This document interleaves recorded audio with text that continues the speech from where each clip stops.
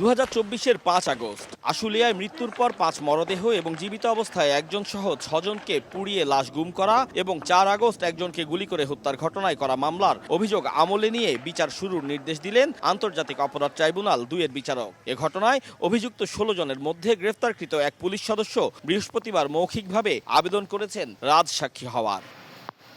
এদিকে 5 আগস্ট চানখারপুলে 6 আন্দোলনকারীকে হত্যার ঘটনায় ট্রাইব্যুনাল 1-এ চলা মামলায় চতুর্থ দিনের মতো সাক্ষ্য গ্রহণে 2 জন সাক্ষ্য দিয়েছেন। সাবেক প্রধানমন্ত্রী শেখ হাসিনাকে প্রধান আসামি করে বৃহস্পতিবার আরও একটি অভিযোগ দায়ের হয়েছে আন্তর্জাতিক অপরাধ ট্রাইব্যুনালে। দেলোয়ার হোসেন সাইদির মামলার আলোচিত সাক্ষী সুখরঞ্জন বালি বাদী হয়ে 32 জনের নাম উল্লেখ করে এ মামলা করেন।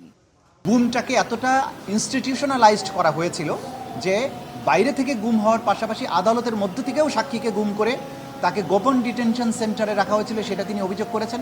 তাকে পরবর্তীতে পুশব্যাক করে বাংলাদেশের আইন শৃঙ্খলা রক্ষাকারী বাহিনী ভারতীয় সীমান্তরক্ষীর কাছে তুলে দিয়েছিল। সাদা পোশাকধারী একদল পুলিশ তাদের গাড়িতে ঘিরে ধরে তাকে আনসারি সাহেবের সামনে তাকে টেনে হিস্ট্রে নেমেছে এবং পুলিশ তাকে মারধর করে বলেছে আমরা তোকে খুঁজতেছিলাম। মামলার আর্জিতে সুখরঞ্জন বালি তাকে গুমের উদ্দেশ্যে অপহরণ, নির্যাতন এবং দেশ বিদেশে 5 বছরের বেশি সময় আটকে রাখার অভিযোগ তোলেন। এরপরে তাকে আতাউর কাউসার, সময় সংবাদ, ঢাকা। হাত পা বেঁধে ট্রাইব্যুনালে আমরা এই মামলাটি